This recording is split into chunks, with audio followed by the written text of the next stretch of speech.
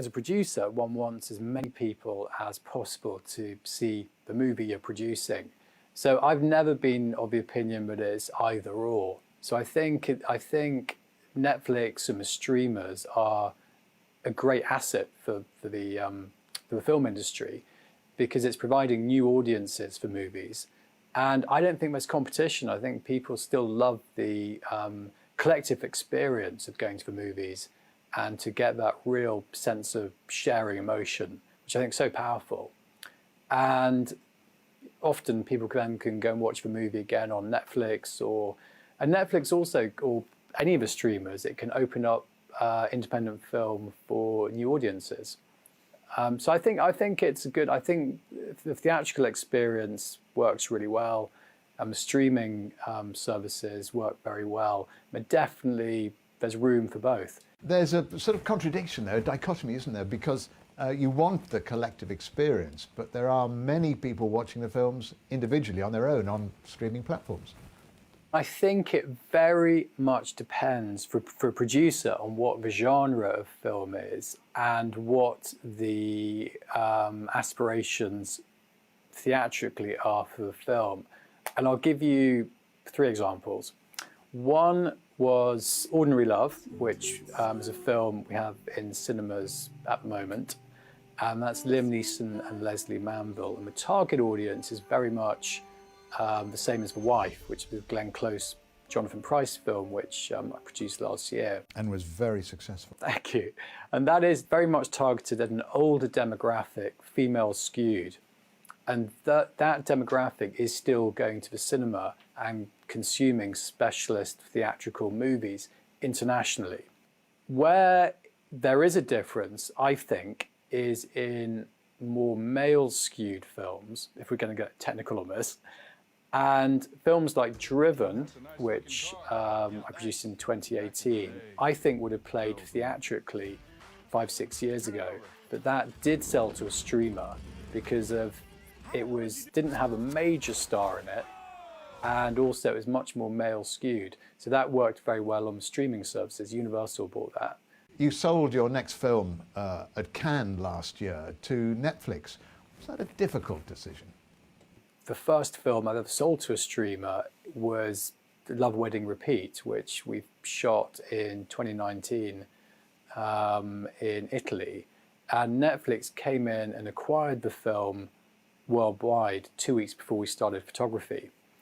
And the decision we all made was, should we make the film and then try and sell it theatrically, which is actually what it was intended to going in.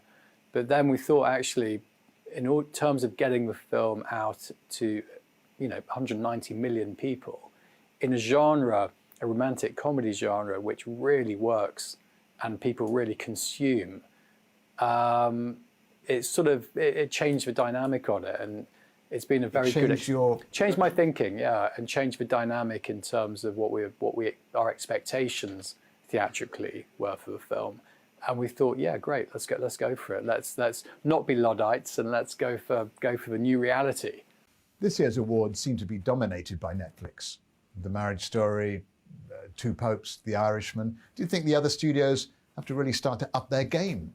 I think so. I mean, you look at what's in 2020. What are the Netflix awards movies? And you Two Popes, Jonathan Pryce. He's going to be really pushed for Best Actor. You're looking at A Marriage Story, Scarlett Johansson, just breakout role. And obviously The Irishman, which is a massive play for Netflix. So I think, they're actually 3 of my favorite movies of this season.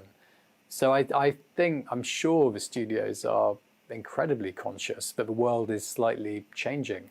Yet people are definitely going to the cinema in Europe, and especially in China, where the audiences are growing exponentially, aren't they? Can they live alongside the streaming platforms? I think 100%.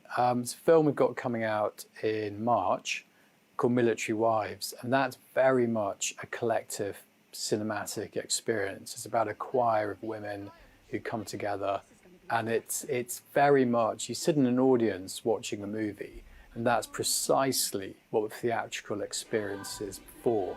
Because you feed off everyone else's laughter, everyone else's tears. It's a great collective experience. And I think cinema's always going to provide that.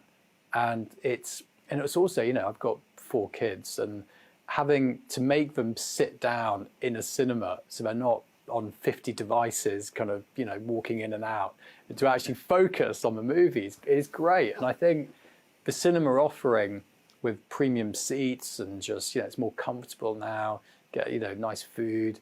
It's a really good, it's not, cinema doesn't compete with Netflix. Cinema competes with sports events, gigs, you know, theatre. When you're going to go out, you want to go out. So I think the main competition, it's a night out. It's you go to the cinema, you go to a restaurant. If you want to get out of a house, I don't see the streamers really as competition. I think that they, you know, I see them as a compliment really.